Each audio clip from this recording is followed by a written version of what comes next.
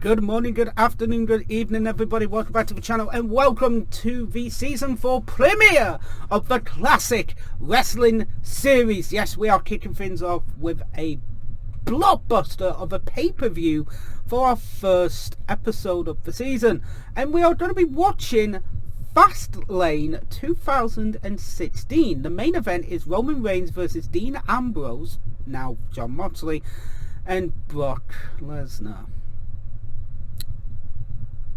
This was a different time. So we're going to also we're kicking things off with Team Bad, Naomi and Tamina taking on Sasha Banks, now known as Mercedes Moné, and Becky Lynch. Let's get to this one.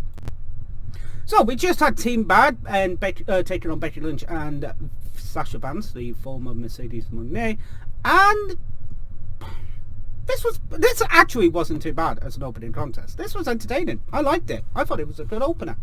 Tamina and Naomi worked really well together. And you know, again, it was best frenemies with Sasha and Becky. But yeah, this was a fun show. It was entertaining. It would be, I think, at WrestleMania would it be Sasha versus Becky versus Charlotte for the title, or for the newly crowned women's title, if I recall. I need to double check that one. But yeah, this was a fun show. This, fun opening contest even. It was entertaining. We're in Cincinnati, Ohio for the pay-per-view. So yeah, it was a good show. Very good showing, entertaining, and yeah, Sasha Banks and Becky Lynch get the win after the band statement. So, hold on. Let us get to our next matchup, shall we? We just had Kevin Owens versus Dolph Ziggler for the Intercontinental Championship. This was a fun matchup. This was really entertaining. I loved it. Ziggler hit his head on the turnbuckle. Did look like it hurt, but he was fine afterwards. It was a really entertaining matchup. This was back and forth between two guys. Really fun! Kevin Owens wins with the pop-up powerbomb to secure his everybody must lose in their hometown quota. But this was great. This was fun. It was an entertaining matchup, and I was really happy to see Kevin Owens win the belt. He won the belt on Raw in a fatal 5-way because Stephanie McMahon, that dastardly heel, made Dean Ambrose defend the belt in a fatal 5-way on Raw to basically try to fuck around with one of the competitors moving forward in the triple threat match coming up tonight. So, next up, we have a 6-man tag. We have the Wyatt family. We have Braun, Luke Harper, and Eric Rowan with Bray on the outside taking on Ryback, Big Show, and Kane. Yay! So we just had the 6-man tag of the Wyatt family taking on Ryback, Big Show, and Kane, and my god, this was a snooze fest. It wasn't bad, there was some, Braun is, I think Braun was just joining the family, or he had just joined. Luke Harper is fucking Luke Harper, and Eric Rowan is really good as well. Ryback, Big Show, Kane, they are okay in the ring. It's just one of those things where it's like, the 6 men didn't gel well together. I think Luke Harper hurt his shoulder a little bit. Hopefully he's okay moving forward. I will double check that in a moment or two. But it was alright. Like, the match was decent enough. It was okay. Ryback gets the win. I think it should have been the Wyatt family. Right? They had been beaten up on Raw previous to the Fastlane. So I feel like the Wyatt family should have won this match, in my opinion. But it is one of them. It can't be helped.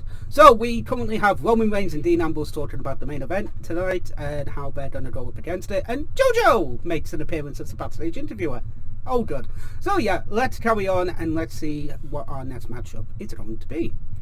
So we just had Charlotte, wasn't known as Flair at the time, but Charlotte Flair, taking on Brie Bella for the Divas Championship. So yes, it was Sasha versus Becky versus Charlotte for the Women's Championship at WrestleMania 32. I actually like this matchup. Brie is a good wrestler when she's with somebody who can help carry her in the ring.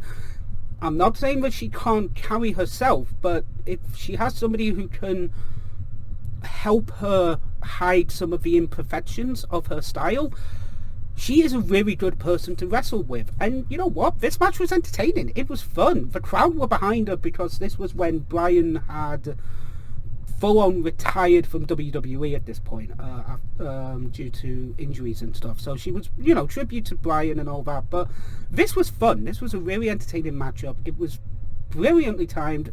Ric Flair being out there is like, yay. But the style of this match was just fun and entertaining, and basically just, you know, Charlotte mocking Bryan and Brie being like, well, fuck you, bitch, I'm gonna hit you because that's my man. And that works. And this was a fun matchup.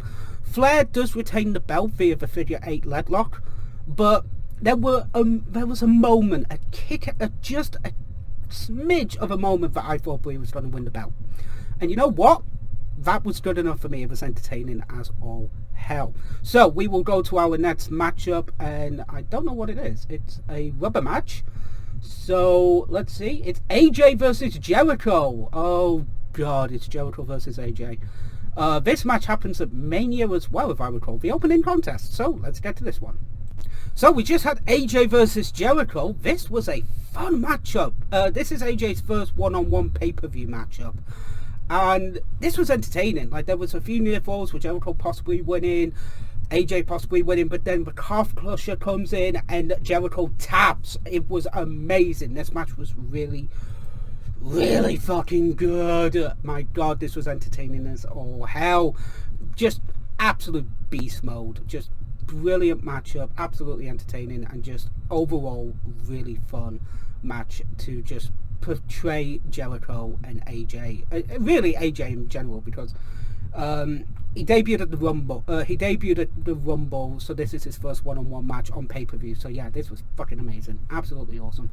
Edge and Christian coming out to basically talk about what they're doing and all this shit and la-di-da-di-da. They're talking about the Cutting Edge show. We're going to have New Day come out. Then the Nation of League of Nations come out to basically beat up them lot. So now we are going to have R-Truth and I think it's just R-Truth. Yeah, R-Truth versus Curtis Axel.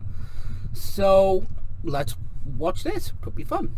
So this is just a quick matchup. Goldust gets involved and costs R-Truth the matchup. So yeah, it was just a quick matchup, straight to the point. So now our main event of the evening. It is Dean Ambrose versus Roman Reigns versus Brock Lesnar for the #1 contendership to the WWE Championship at WrestleMania 32. Let's get to our main event. So we just had Dean Ambrose versus Roman Reigns versus Brock Lesnar. This was a very fun matchup. It sets up 2 matches in one match. So it sets up Brock versus Dean at WrestleMania 32, which would be a snooze fest, if I recall, by Dean coming into the ring and hitting Brock with a steel chair twice whilst he has the Kimura lock on Reigns.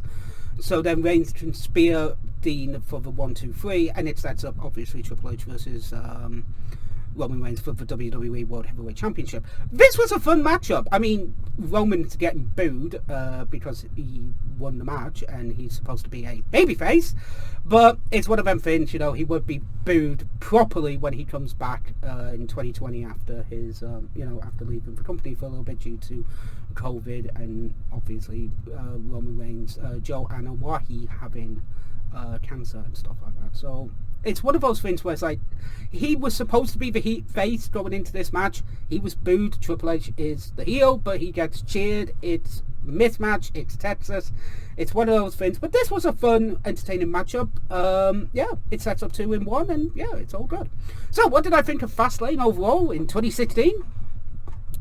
It's not bad. Like, it's kind of an underrated gem. I mean, if you've got Netflix and you've got like a couple of hours to kill, check it out. I think it's entertaining. So with that being said, thank you very much for watching this season 4 premiere of the classic wrestling series. I will see you back here next week for the Raw premiere on Netflix. Yes, we are going to be checking out the Raw premiere on Netflix.